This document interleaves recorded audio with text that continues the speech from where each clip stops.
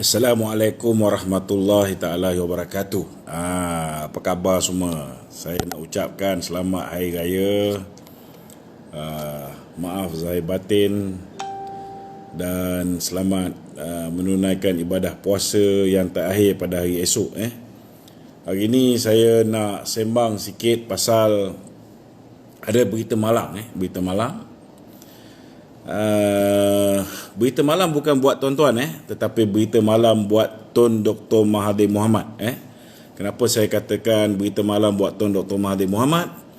Kerana individu yang membantu beliau, iaitu NGO termasuklah Clinton Global Foundation yang telah menerima dana daripada Tun Dr. Mahathir untuk membantu Tun Dr. Mahathir memfitnah Datuk Seri Najib Tun Razak dan beberapa individu termasuk anak tiri beliau iaitu Reza Aziz. Hari ini saya nak maklumkan bahawa ada berita malang bagi Tun Dr. Mahathir, iaitu bekas peguam negara zaman Obama, iaitu Loretta Lynch sekarang ini sedang disiasat oleh pihak Amerika kerana beliau terlibat dalam banyak skandal, dan salah satu skandal yang beliau terlibat ialah beliau telah terlibat dalam skandal untuk mengenakan Datuk Seri Najib dan beberapa individu lain. Dan kita juga tahu beliau bersubahat dengan Clinton Global Foundation, begitu juga dengan NGO yang mendapat dana daripada NED. NED ni national sebuah badan di belakang dia juga, begitu juga dengan Open Society. Kedua-duanya merupakan badan yang belakangnya ialah George Soros. Jadi inilah manusia yang telah terlibat dalam usaha untuk mencemar nama baik Datuk Seri Najib dan ahli keluarganya. Dan hari ini alhamdulillah tuan-tuan, Loretta Lynch sedang disiasatkan, dan kalau terbukti beliau bersalah, beliau akan didakwa tuan-tuan, akan didakwa dan boleh dikenakan hukuman penjara, boleh mungkin sampai ke 20 tahun. Dan hari ini maklumat yang kita terima terkini, Loretta Lynch akan memberikan kerjasama, dan ini menyebabkan pihak Amerika dan juga mungkin pihak Malaysia yang mendapat maklumat daripada DOJ Amerika akan mengambil keputusan untuk tidak lagi meneruskan fitnah, barang-barang yang datang daripada sumber fitnah ni sudah tidak akan lagi digunakan oleh kedua-dua pihak, baik DOJ begitu juga dengan pihak mahkamah di Malaysia. Itu sebab hari ini kita tengok bila mana pihak Jabatan Peguam Negara bersetuju dengan representasi yang telah dikemukakan oleh saudara Reza Aziz, anak tiri Datuk Seri Najib, yang telah disalurkan melalui peguam beliau sejak November. Tuan-tuan, ini saya nak beritahu, representasi ini telah dihantar kepada Tommy Thomas sejak November, dan setiap salinan representasi, begitu juga dengan surat-surat yang diutuskan oleh peguam kepada saudara Reza Aziz di CC ataupun dihantar satu salinan kepada SPRM. Itu sebabnya SPRM terkejut bila mana Tommy Thomas sendiri, yang merupakan pihak yang menerima surat daripada peguam Reza Aziz, dan juga beliau pun ada menghantar satu nota kepada timbalan DPP kanan, Deputy Public Prosecutor kanan, iaitu Gopal Sri Ram, yang meminta Gopal Sri Ram memberikan pandangan dia. Dia dah kata dia sedang mempertimbangkan untuk menerima tawaran yang dibuat oleh pihak peguam Reza Aziz, tetapi tiba-tiba bila mana mahkamah memutuskan Reza Aziz dibebaskan tanpa dilepaskan. Ini kena faham ni, bukan macam Ling Guo Eng. Ling Guo Eng ni tuan-tuan, saya nak beritahu, kes dia ada 60 saksi, baru 25 dipanggil. Bila ditukar, Peguam Lim Guan Eng, Tommy Tomato ni diangkat menjadi Peguam Negara. Peguam Lim Guan Eng dan juga peguam kepada Ching Ping, bapa komunis Melaya ni, diangkat menjadi Peguam Negara. Tuan-tuan tahu apa yang berlaku? Lim Guan Eng telah dibebaskan dan dilepaskan, sedangkan pihak pendakwaan hanya minta supaya dia dilepaskan tanpa dibebaskan. Kena faham tu. Maksud dia, Hakim Hadaria, Datuk Hadaria yang telah membuat keputusan supaya Lim Guan Eng dilepaskan dan dibebaskan. Kesan daripada keputusan yang dibuat oleh Hakim Datuk Hadaria ini menyebabkan Lim Guan Eng selepas ini tidak lagi boleh kita dakwa dalam kes beliau telah meluluskan sebidang tanah milik Magnificent Emblem dan Board of Director Magnificent Emblem, iaitu Pang Li Kun, telah memberikan beliau sebuah banglo below market price. Harga dia 4.27 juta, lebih kurang macam itulah. Tetapi dijual kepada Lim Guan Eng dengan harga hanya 2.8 juta. Tuan-tuan. Bila saudara Mamu Parpu di Penang memohon supaya semakan semula dilakukan ke atas kes Lim Guan Eng ini, apa yang berlaku? Hakim Datuk Abdul Karim telah diputuskan untuk mendengar semakan semula. Tetapi apa yang berlaku? Pada pagi kes itu ingin dilakukan semakan semula, saudara, Hakim Datuk Hadaria telah diutus untuk menggantikan Datuk Abdul Karim tu. Jadi cuba tuan-tuan bayangkan, dalam kes Lim Guan Eng ini, hakim yang melepaskan dia diletak menggantikan Hakim Abdul Karim untuk membuat semakan semula ke atas keputusan yang dia sendiri buat. Inilah dia peninggalan Law of the Jungle Pakatan Harapan. Itu sebabnya Tommy Thomas mengaku bahawa dia bukan peguam negara di bawah pimpinan Tan Sri Muhyiddin, tetapi dia peguam negara kepada Pakatan Harapan. Tak pernah berlaku, tuan-tuan, peguam negara. Dia mengaku dia hanya peguam negara kepada Barisan Nasional ataupun peguam negara kepada Pakatan Harapan. Ini satu je peguam kepada Ketua Komunis Melaya yang hari ini tidak mengaku bahawa dia antara orang yang telah mempertimbangkan supaya kes Riza Aziz ini dilakukan diselesaikan melalui tawaran yang dibuat oleh pihak Reza Aziz.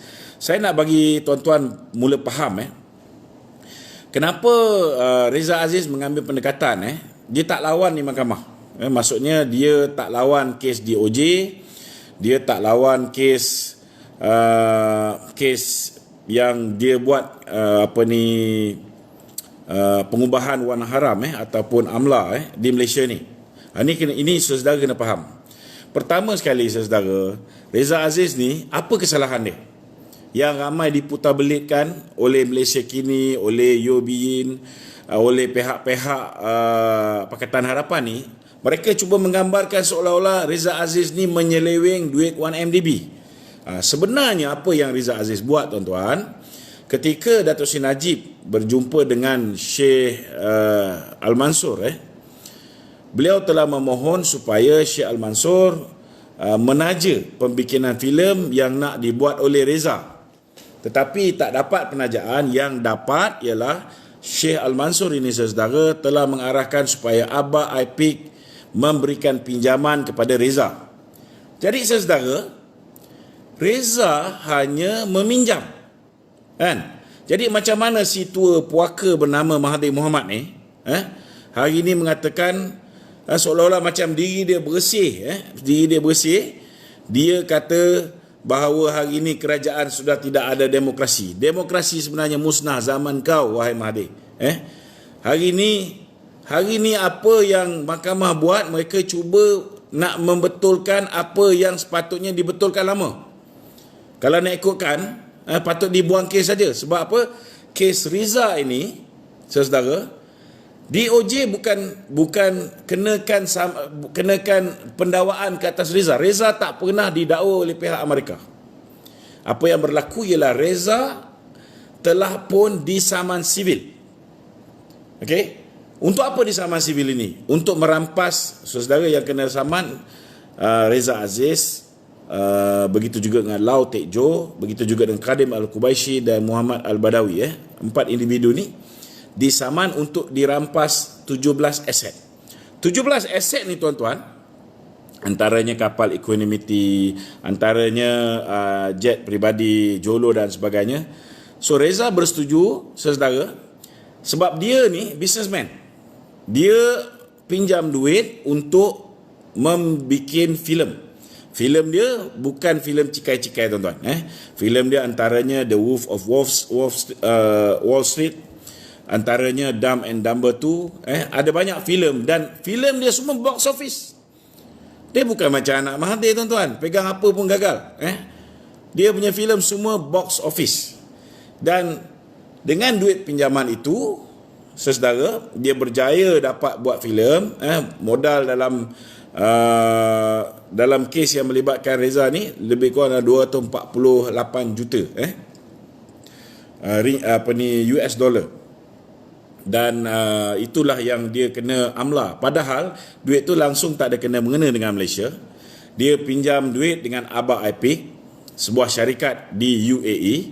Dia buat filem pun di Hollywood. Tapi bila dia dah settle dengan Aba IP, dia dah settle dengan DOJ. DOJ mengarahkan supaya dia membayar sekian-sekian jumlah dan ada beberapa aset dia juga telah dia lepaskan. Sebab apa? Sebab bagi dia, daripada dia bayar kepada Aba IP yang memberi pinjaman pada dia, lebih murah dia settle dengan DOJ. Tapi malangnya selepas dia settle dengan DOJ ni, tuan-tuan, supaya dia boleh terus buat filem baru apa semua, Malaysia pula ambil kesempatan untuk mendakwanya di bawah AMLA. Ini busuknya, tuan-tuan. Kenapa DOJ ni menggunakan civil suit? Kenapa pihak pendakwaan Pakatan Harapan Malaysia ni dulu menggunakan AMLA? Kerana kedua-dua akta ini, orang yang kena dakwa kena buktikan di mahkamah bahawa dia tidak bersalah. Maknanya dia kena buktikan di mahkamah dia dapat duit ni daripada sumber yang halal, dia dapat duit daripada sumber tanpa ada aktiviti jenayah, rasuah, salah guna kuasa dan sebagainya. Okey. Inilah masalah Malaysia, kita ni, kan. Apa yang berlaku, saudara, akhirnya DOJ, kapal Equanimity itu pun mereka tak tuntut. Dan kita lagi terkejut bila mana kapal Equanimity ni akhirnya jatuh ke tangan Mahathir. Mahathir bawa balik pergi ke Langkawi. Lepas tu dia bagi alasan kapal ni perlu diservis, perlu dibawa bersiar-siar. Akhirnya dijual kepada kroninya Genting dengan harga 126 juta US dollar. Tuan-tuan, cuba bayangkan, cuba kita guna otak kita yang waras. Barang yang nak dirampas ni ialah bukti, tuan-tuan. Bukti. Macam mana bukti ni? Belum lagi kes berjalan. Kes pendakwaan sivil ke atas Lau Teck Jo, Kadim Al-Qubaisi, Muhammad Al-Badawi. Reza dah dikeluarkan daripada pendakwaan bila mana dia bersetuju dengan settlement dengan pihak DOJ. Kes ni belum lagi dibicarakan, tiba-tiba bahan bukti semua sudah habis dijual. Tuan-tuan. Itu sebabnya saya hari ini saya cakap terus terang, ini satu berita baik kepada kita rakyat Malaysia, kerana Peguam Negara, bekas Peguam Negara Loretta Lynch, yang juga merupakan orang yang rapat dengan Clinton dulu, yang membantu si tua kutuk bernama Mahathir Mohamad ini untuk memfitnah Datuk Seri Najib sehingga kita kalah pilihan raya umum yang ke-14, hari ini sedang berhadapan dengan siasatan oleh pihak Amerika. Sikit hari lagi dia ke dalam. Cuba bayangkanlah siapa selepas itu yang akan ke dalam bersama. Bila dia buka semua cerita, tuan-tuan, dia dedahkan semua konspirasi. Cuba tuan-tuan bayangkan, DOJ daripada 2016, Loretta Lynch mengumumkan nak membuat saman sivil ke atas 4 individu tu tadi. Sampai 2018 bulan Mac, bila patut nak berjalan pun mereka minta tangguh 6 bulan. Kenapa minta tangguh 6 bulan, tuan-tuan? Sebab bila nak percaya, bila nak minta tangguh 6 bulan tu, sebab selepas 6 bulan daripada Mac 2018, pilihan raya umum Malaysia sudah selesai. Jadi apa pun hasil dapatan daripada pembicaraan civil suit ke atas 4 individu ni, Lau Tek Jo, Kadim Al-Qubaisi, Muhammad Al-Badawi, dan sebelum tu ada nama Reza, maka ianya tidak akan memberi kesan kepada pilihan raya di Malaysia. Maksud dia, kalau orang dah terpercaya, sebelum pilihan raya ni semua orang ni, tuan-tuan, baik doktor, profesor, lawyer, semua sekali bodoh tak tentu pasal. Sebab mereka ni, saudara, tiba-tiba tidak boleh berfikir dengan waras, percaya dengan semua fitnah yang dilemparkan oleh Pakatan Harapan, percaya dengan si tua kutuk bernama Mahathir Mohamad, kerala virus ni. Akhirnya mereka telah menukar sebuah kerajaan yang menjaga rakyat, yang mendahulukan rakyat. Akhirnya apa jadi, tuan-tuan? Bila kita tahu bulan September sepatutnya kes ini diteruskan, bulan September ni, saudara, kapal-kapal sudah mula Mahathir kata nak jual. Yang peliknya, boleh jual dan berjaya jual, dan hari ini sudah menjadi milik Genting. Kadang-kadang pergi Langkawi juga. Kita bukan tak tahu, kan? Jadi kita pun tak tahu yang beli ni Genting ke, yang beli ni sebenarnya Mahathir. Sebab Mahathir ni, saudara, hampir semua benda yang dia buat zaman 22 tahun dia jadi pemerintah, sampailah sekarang, yang dia 22 bulan jadi pemerintah. Apa dia buat, semua ada hak dia. Contohnya Twin Tower. Twin Tower ni, satu Jepun buat, syarikat kroni Siti Hasmah. Satu lagi Samsung buat, syarikat daripada Korea, yang Skybridge tu, itu Samsung buat. Dalam dia semua sekali, termasuklah Mosaic, Prabot daripada Arite, semua anak beranak dia, tuan-tuan. Dan benda ni tak berhenti di situ. Baik juga dengan pembinaan Putrajaya. Kenapa mereka beria-ria? Betul, ada sebab kenapa mereka membina Putrajaya. Sebab nak besarkan jalan di Kuala Lumpur semua dah tak boleh. Akhirnya mengambil keputusan, buat dulu KLIA, dan lepas tu mereka buat Putrajaya. Tapi saya nak beritahu, siapa yang kaya? Bila mereka nak buat Putrajaya, awal-awal sekali yang Mahathir buat, dia suruh semua kroni-kroni dia beli tanah-tanah orang di Putrajaya.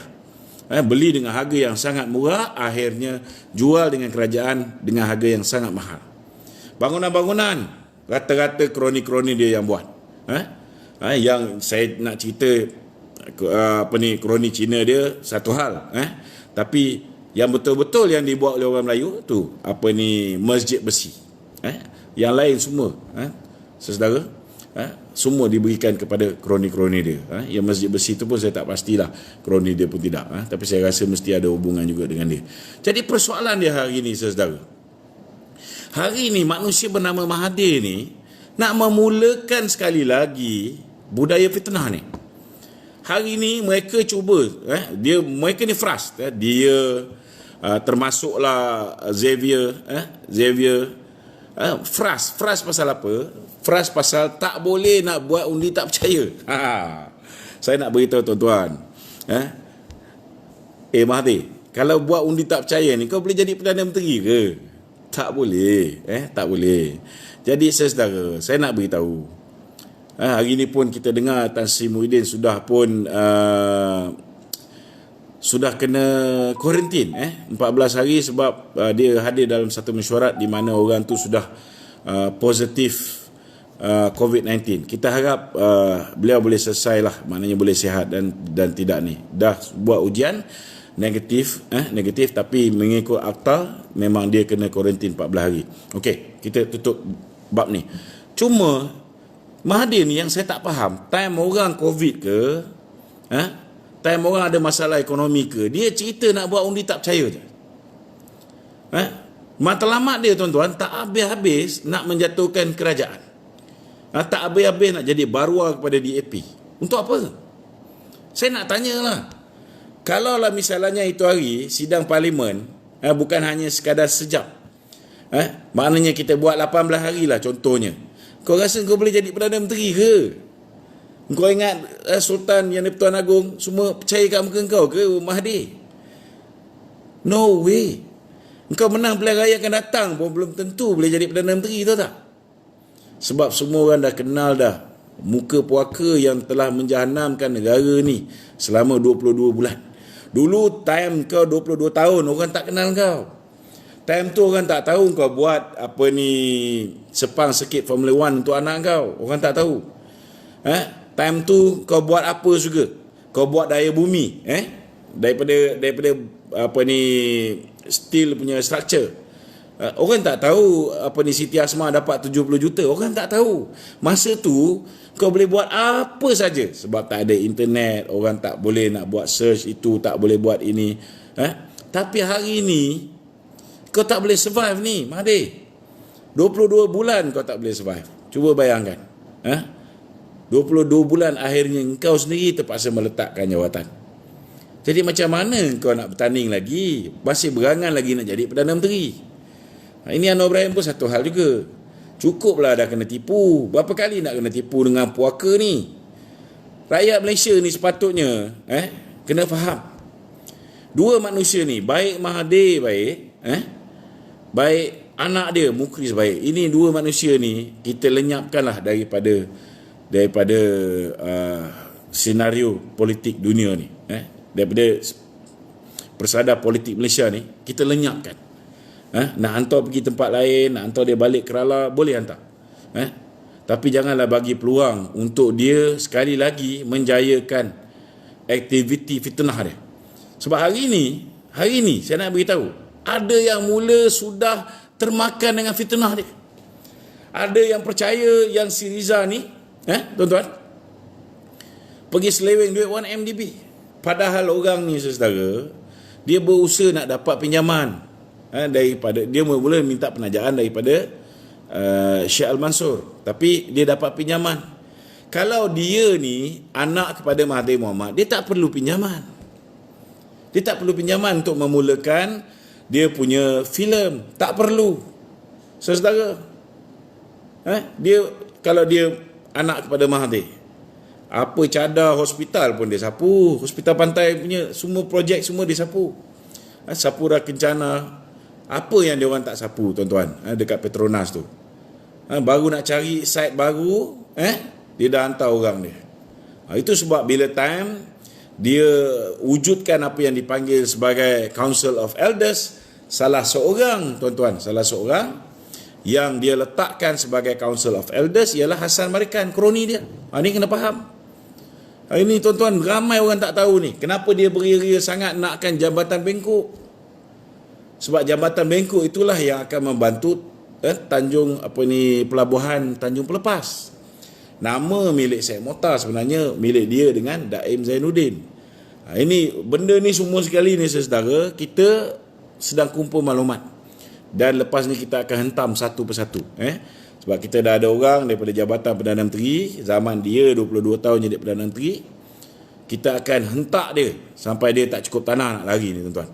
Saya nak beritahu hari ni, sepatutnya kerajaan Perikatan Nasional ni tolong ambil tindakan. Kita dah buat RCI, Royal Commission of Investigation, untuk siasat tentang forex.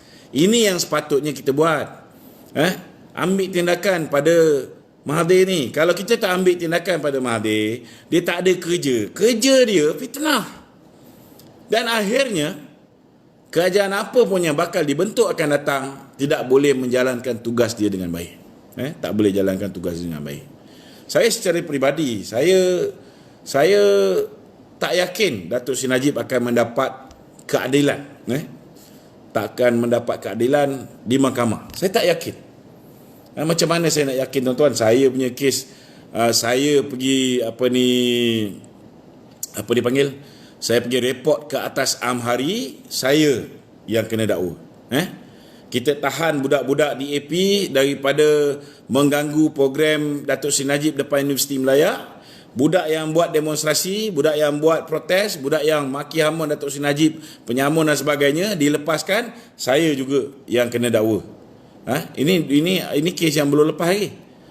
Lepas tu ada beberapa kes. Kita buat report ke atas Azmin Ali, kita duduk dalam lokap. Cuba tuan-tuan bayangkan. Jadi sampai hari ini, benda ni belum diputuskan lagi. Sepatutnya semua pendakwaan kes-kes yang berniat jahat, malicious prosecution, yang pendakwaan terpilih, yang dia pilih-pilih orang UMNO je dia dakwa, patutnya hari ini dah tukar kerajaan, dibuanglah tong sampah. Sebab apa kena buang tong sampah? Sebab memang kes-kes ini ialah pendakwaan terpilih.